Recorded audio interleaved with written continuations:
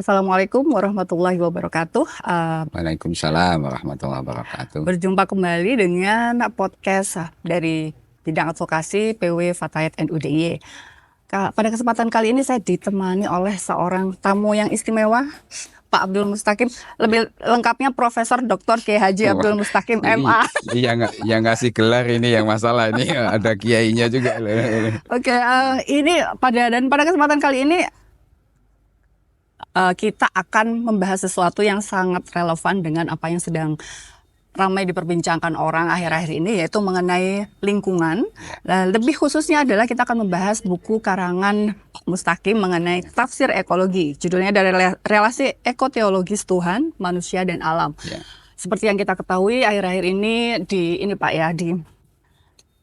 sosial media terutama sedang ramai sekali tentang pembahasan mengenai bagaimana kita sebagai manusia berrelasi dengan alam, lingkungan gitu, dan bagaimana kita lebih khusus lagi ormas keagamaan, kemudian melihat semua itu, melihat situasi tentang ekologi, tentang lingkungan, dan tentang manusia pada tugas manusia untuk menjaga alam dan lingkungan. Nah, makanya ketika saya mendengar mengenai buku ini langsung merasa wah ini sangat relevan ini gitu. Soalnya jarang-jarang sekali ada orang dengan latar belakang keagamaan membahas tentang teologi secara serius gitu. Yang ini malah sudah jadi buku. Itu sebabnya kami merasa penting banget untuk mengundang Bapak ke acara pada kesempatan kali ini agar bisa menambah wawasan kita semua mengenai apa itu tafsir ekologi. Nah, sebelum kita membahas dan menanyakan hal-hal yang lebih menarik, boleh dijelaskan dulu Pak, ini bukunya tentang apa? Iya, oke, terima kasih Mbak Rika ya. Iya. Lengkapnya siapa Mbak Rika? Rika Ifati Farihah. Rika Ifati Farihah. Baik, terima kasih sebelumnya kepada Fatayat PWNU ya, bidang advokasi yang mengadakan kegiatan podcast ini untuk bincang-bincang tentang isu tafsir ekologi. Yang ini adalah sebenarnya gagasan ini sudah saya mulai sejak 2011 ya.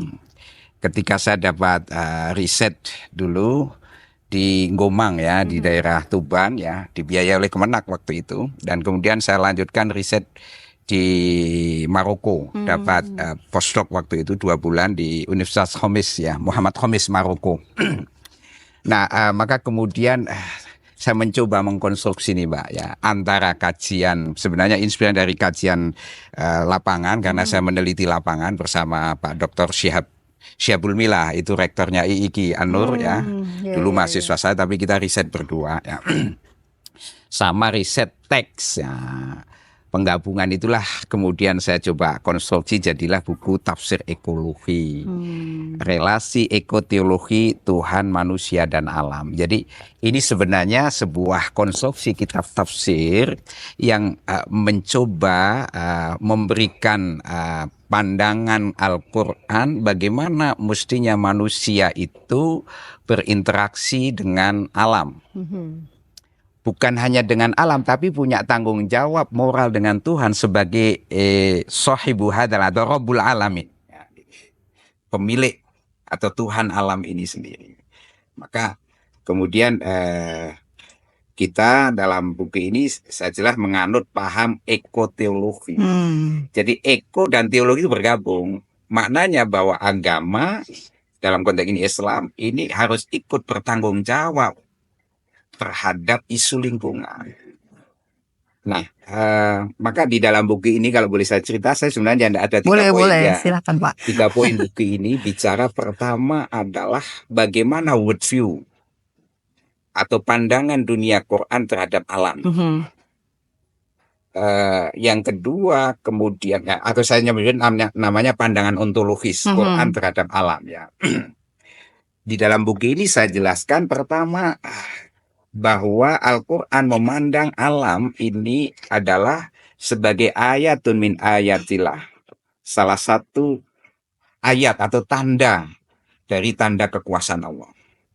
Yang pandangan ini tentu membawa konsekuensi etik.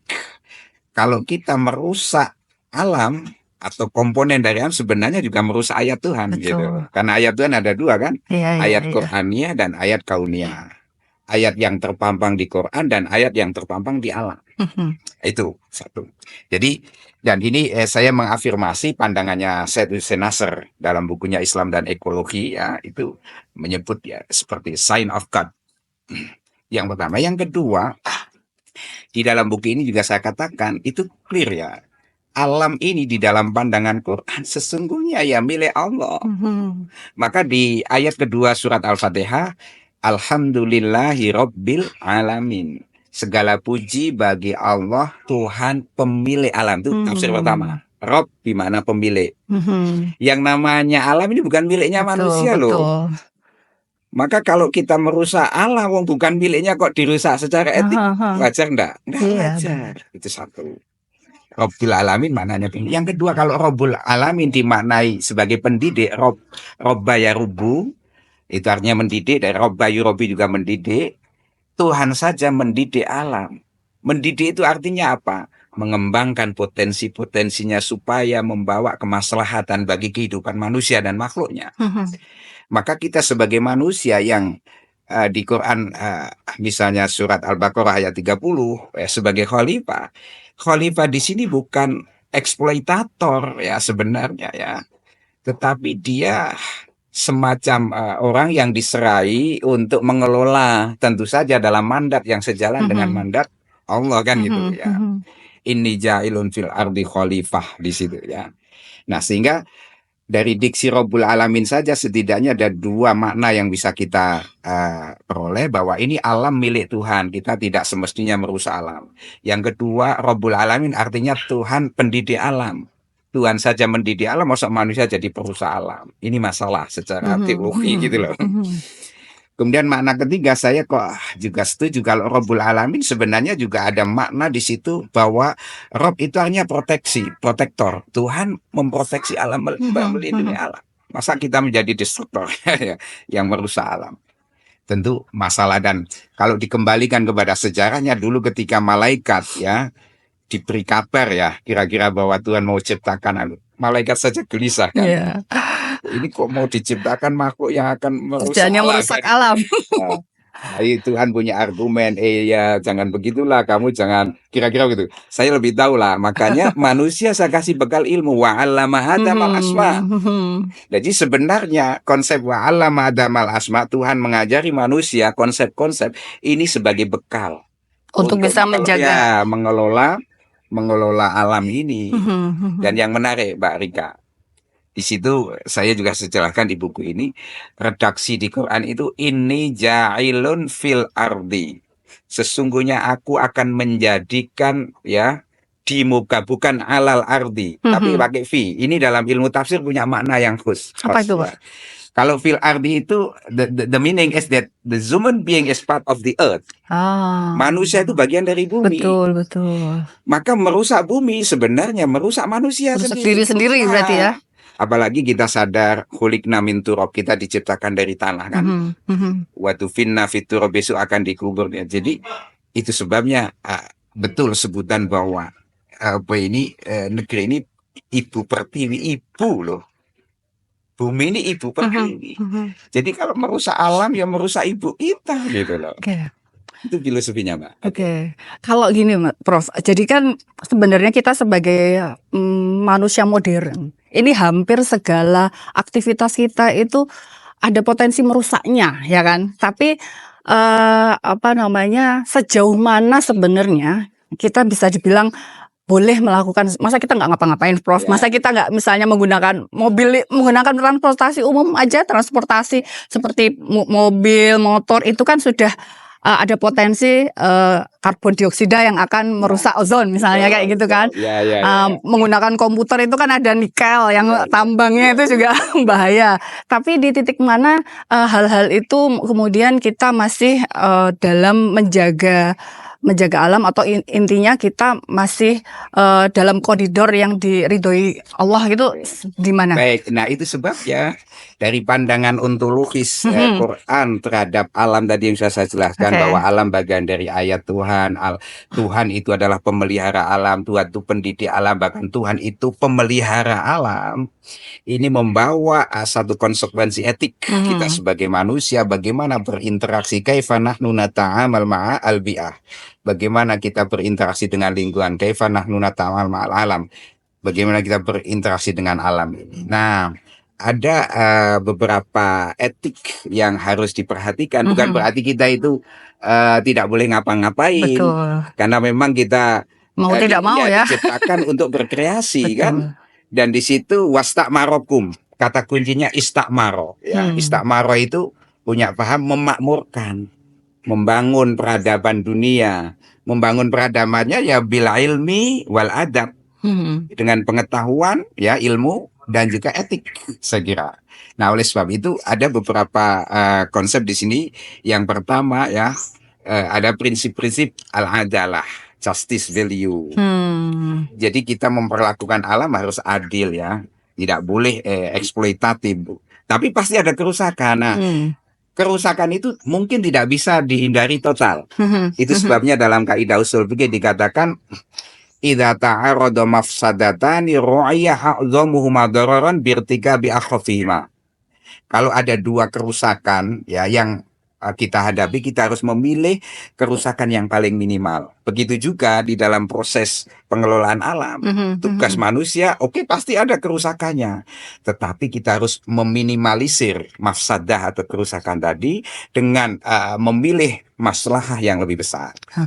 Baik, oke, tadi Mbak Rika nyebut misalnya kita naik sepeda motor, bikin pesawat, ya pasti ada kerusakan. Tapi masalahnya kan lebih banyak. Betul. Kita bisa berangkat haji, bisa transportasi ekonomi berkembang ya. Nah itu. Jadi Islam bukan anti sama sekali tidak ada kerusakan. Maka kalau Mbak Rika pahami tentang ayat Homer saja itu memberi insight kepada kita ya. Awalnya Quran itu kan menyebut di ayat Quran itu ketika bicara tentang Homer ya, itu menyebut bahwa Homer judi itu ya ada manfaatnya, tapi wa ismuhuma akbaru min naf'ihima. Dosanya lebih besar daripada manfaatnya. Nah, kita dalam konteks ini memilih yang manfaatnya lebih besar daripada mafsadahnya. Bahwa ada kerusakan pasti, tetapi kita harus berusaha meminimal. Maka kemudian ada prinsip tawazun, keseimbangan, balance ya. Kalau kita menebang pohon satu, idealnya kita harus nanam satu pohon supaya ada keseimbangan ya. Kalau dalam bahasa tambang tadi ya, harus ada konsep reklamasi kan itu konsekuensi. Meskipun tadi tidak bisa 100% gitu ya. Iya, benar-benar. Oke, kemudian ada prinsip al-intifa, dunal fasad, mengambil manfaat, upayakan menghindari seminimal mungkin kerusakan kan gitu. Kemudian prinsip ariayah, menjaga ya, proteksi dan tidak dunal israf, tidak eksploitatif, tidak berlebihan. Sesuatu yang berlebihan pasti membahayakan. Apa sajalah.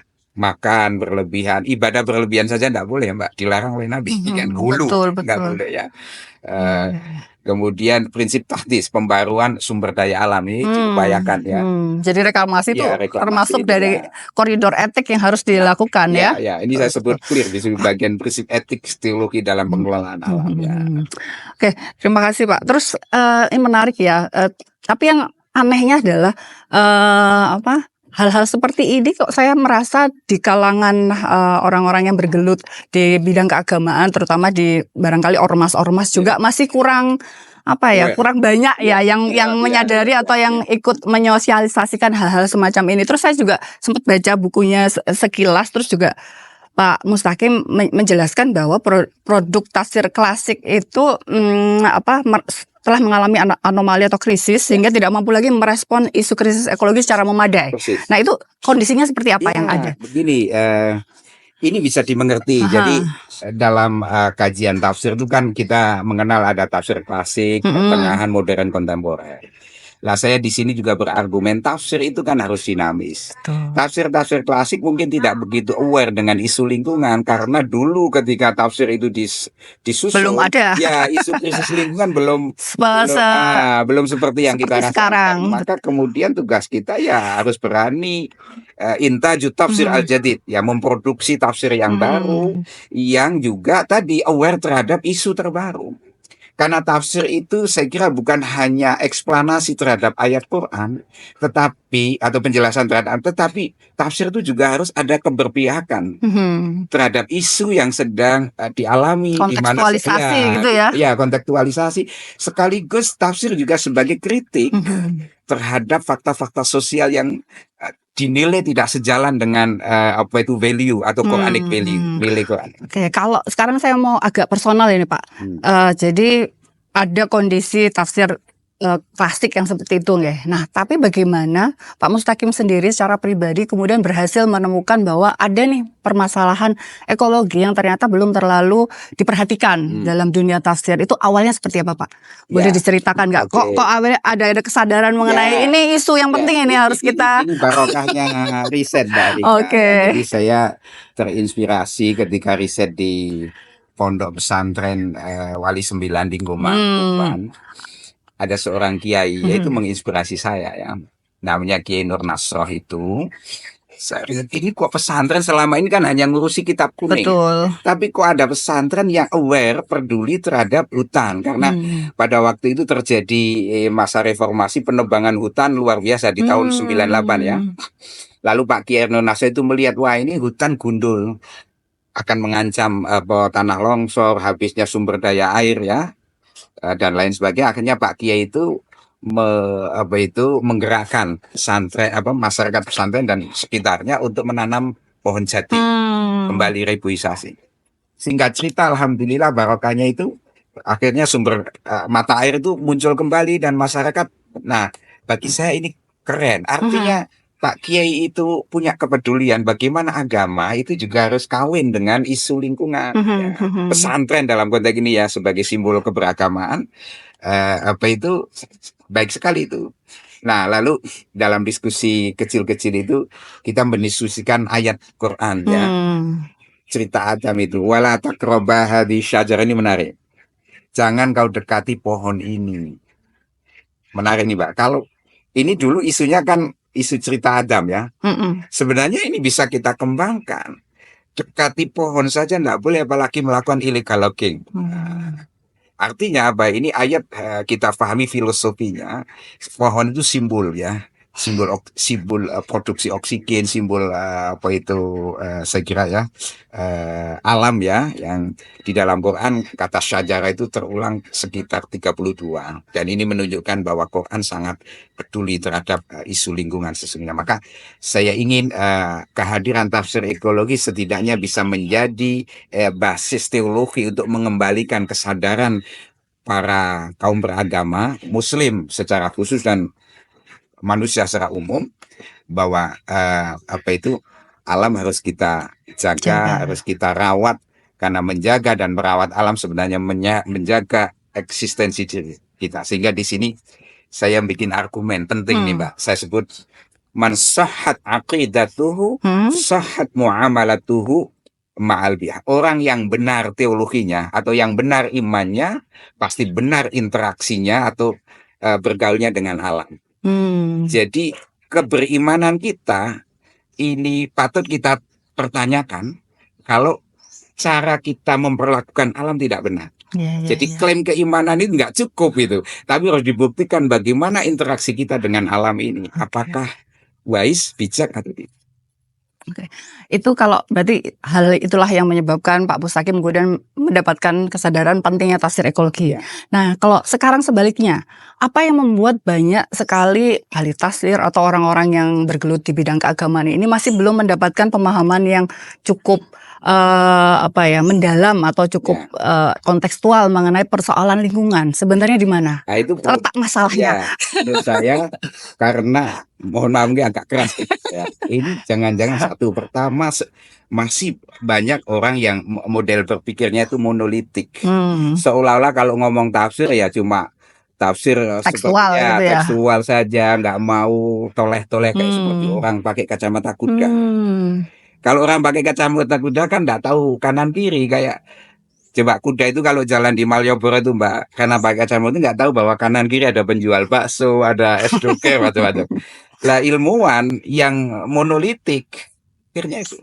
Jadi maka eranya sekarang adalah open minded, tafsir bukan hanya, menurut imat saya, bukan hanya mengeksplorasi makna ayat secara harfiah, literal, lalu tidak mencoba mengawinkan dengan perspektif Keilmuan ilmu lain ya. lain ya. Jadi maka di UIN yang kami kemudian bagian dari UIN ya, saya sangat senang dan termasuk ikut mengembangkan ini ya. Apa yang disebut dengan integrated interconnected paradigm ini menjadi sebuah manhajut takamul wal istiwat ya. Jadi tafsir juga harus kawin dengan isu ekologi, bahkan seperti Mbak Rika psikologi juga banyak kan term-term di Quran yang bisa dipertajam dengan perspektif psikologi tentang nafas ya, tentang nafsul amarah macam-macam. Nah, sama di Quran, karena Quran ini kan kitabul hidayah, kitab petunjuk. Memang Quran bukan kitab ekologi, bukan. Tetapi di dalamnya ada isyarat, ada insight yang bisa dikembangkan dengan perspektif lingkungan. Maka lahir tafsir ekologi. Jadi penting. Jadi berarti salah satu caranya agar tidak terjebak ke dalam ini ya, kesempitan tafsir tradisional, itu kita juga harus banyak berinteraksi atau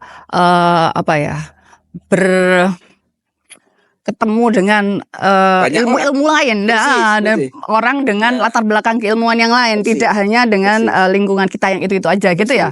Oke. Jadi ilmuwan lain juga perlu tanya kepada ahli tafsir. Betul. Misalnya ya, itu di Quran gimana, sehingga nanti akan ketemu. Karena gini, konsep saya gini Mbak Rika ya. Jadi sebenarnya ilmu itu kan satu, semua sumber dari Tuhan. Orang meneliti Quran, misalnya kayak saya sebagai, katakanlah sebut saja ya, menekuni bidang kajian Quran, Mbak Rika psikologi, itu nanti kalau didialogkan akan ketemu, karena sebenarnya semuanya bersumber dari Zat yang Maha Tunggal, maka akan ketemu. Sehingga kita tidak boleh anti terhadap dialog dan komunikasi terhadap perspektif lain. Kita punya kesadaran keterbatasan masing-masing, sehingga dengan dialog, interaksi, kemudian integrasi, interkoneksi, ini justru akan menghasilkan produk pengetahuan yang lebih komprehensif. Boleh saya kasih analog sederhana? Boleh, silakan. Mbak Rika pernah enggak, supaya mudah memahami, karena mungkin audiens juga enggak semuanya akademisi yang mendengarnya. Betul. Mbak Rika pernah enggak lihat di kuliner itu penjual ceriping ketela? Itu kalau dia hanya ceriping ketela dirajang, digoreng, mungkin tidak begitu laku ya. Tapi dia sudah mengintegrasikan unsur ketela dengan mungkin rasa nano-nano, rasa pedas, rasa ini. Jadi mahal kan? Ilmu juga begitu. Mohon maaf, kalau saya nulis tafsir, juga tafsir biasa gitu, tidak ada embel-embel ekologi, nggak laku buku saya ini. Wacana ini nggak akan. Kita nggak ngobrol di sini ya. Betul ya.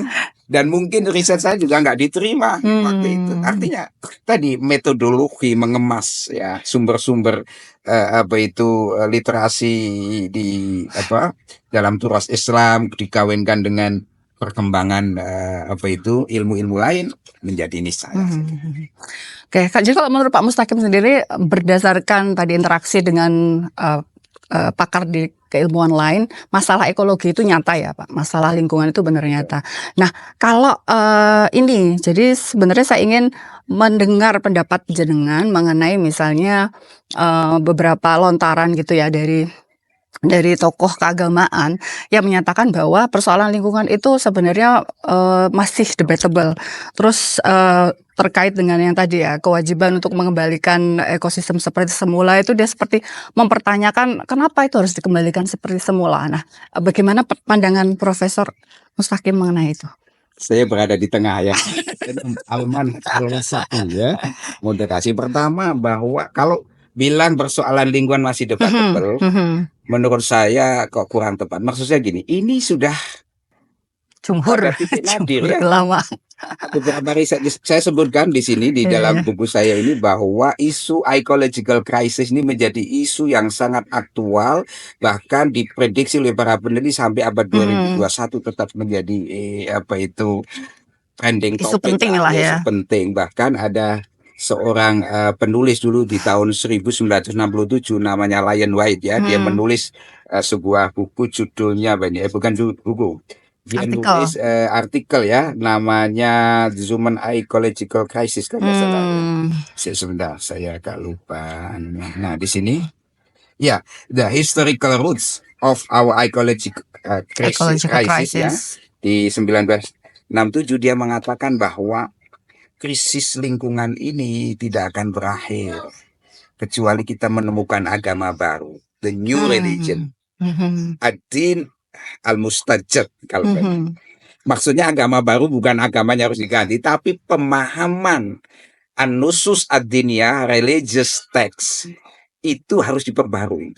Dari yang tadinya abai terhadap persoalan lingkungan menjadi aware ya, concern, peduli, bahkan menggali lebih dalam lagi bahwa ternyata di balik ayat ini ada pesan-pesan etik yang tersembunyi dan ini harus dieksplor lebih jauh sebagai basis etik dan teologi kita dalam beragama di era kontemporer dewasa ini yang menghadapi krisis lingkungan. Itu satu. Jadi debatable-nya di aspek mana saya tapi bahwa ini menjadi keniscayaan harus kita respon dari sisi etik dan teologi ya. Kemudian alam mau dikembalikan ke semula. Kalau itu impossible. Tapi itu menurut aturan dari pemerintah sebenarnya memang ada keharusan bagi misalnya penambang untuk mengembalikan bahwa mungkin tidak 100% seperti semula, tapi kayak upaya untuk mereboisasi, upaya untuk kemudian reklamasi itu harus dilakukan sebenarnya. Nah, di sini saya kira policy maker dalam ini pemerintah harus berani tegas ya kepada mereka-mereka yang melakukan praktek penambangan ya, konsesi tambang dan lain sebagainya, itu harus tegas dan berani menegur. Masalahnya tadi ya, Mbak Rika ya. Jadi kadang keberanian itu menjadi ciut atau tumpul karena ada sayun. Keberanian itu mahal ternyata. Tapi setidaknya diskusi ini harus disampaikan ya.